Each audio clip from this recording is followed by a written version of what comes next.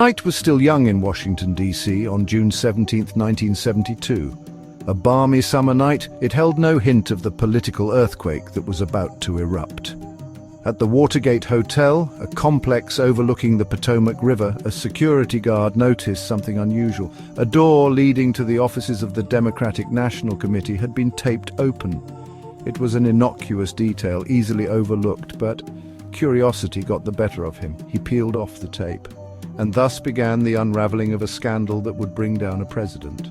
The police arrived, finding 5 men inside the DNC offices.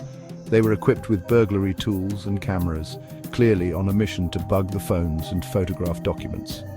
The burglars, it turned out, were connected to the White House, employed by a group known as the Committee for the Re-election of the President. The connection was undeniable, but the full extent of the conspiracy was still shrouded in shadow. As a young reporter at the Washington Post, I smelled a story.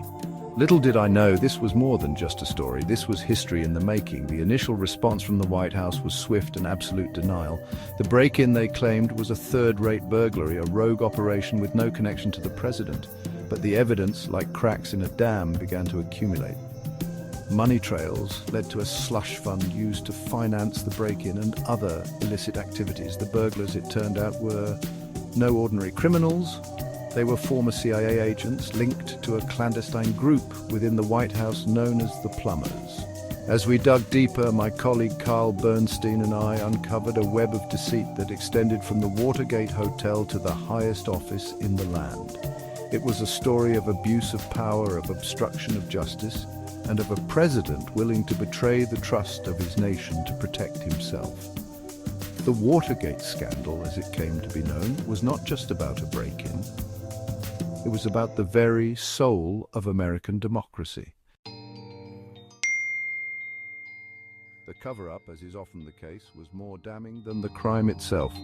President Richard Nixon, a shrewd politician with a deep-seated paranoia of his opponents, was determined to contain the scandal. His administration embarked on a campaign of lies, intimidation, and dirty tricks to silence critics and obstruct the investigation. Millions of dollars were funneled to buy the silence of the Watergate burglars. The CIA was pressured to intervene, using national security as a pretext to stymie the FBI's investigation. The White House orchestrated a smear campaign against anyone who dared to question the official narrative.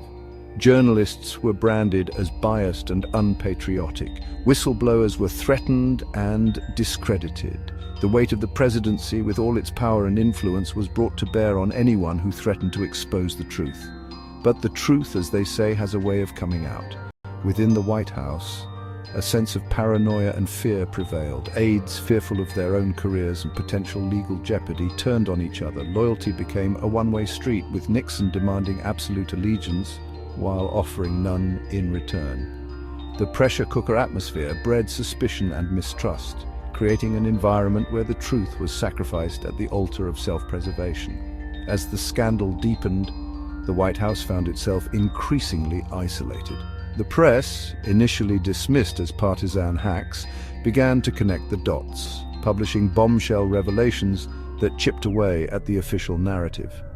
The public, initially indifferent, began to pay attention, sensing that something was deeply wrong.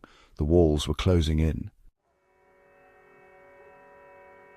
The revelation that would ultimately unravel the entire conspiracy came from an unexpected source. Alexander Butterfield, a former White House aide. In testimony before the Senate Watergate Committee, Butterfield revealed the existence of a secret taping system in the Oval Office. Nixon, it turned out, had recorded every conversation that took place in his inner sanctum. The tapes, Butterfield revealed, held the key to understanding the president's knowledge of the Watergate break-in and the subsequent cover-up. The revelation of the tapes sent shockwaves through Washington. Here in these recordings was the potential for irrefutable evidence of the president's guilt or innocence. The tapes became the focal point of the entire scandal, with prosecutors, politicians, and the public demanding their release. Nixon, aware of the potential damage the tapes posed, fought tooth and nail to keep them secret. He claimed executive privilege, arguing that the tapes contained sensitive national security information that could not be divulged. The battle over the tapes went all the way to the Supreme Court. In a landmark ruling, the court rejected Nixon's claim of executive privilege, ordering him to surrender the tapes. It was a devastating blow to the president, stripping away his last line of defense. The tapes, when they were finally released, revealed the shocking truth. Nixon was heard discussing the cover-up with his aides, authorizing hush money payments and plotting ways to obstruct the investigation. The smoking gun tape, as it came to be known, captured Nixon ordering the CIA to halt the FBI's investigation into the Watergate break-in. It was a clear-cut case of obstruction of justice. The tapes painted a damning portrait of a president who had abused his power and betrayed the public trust.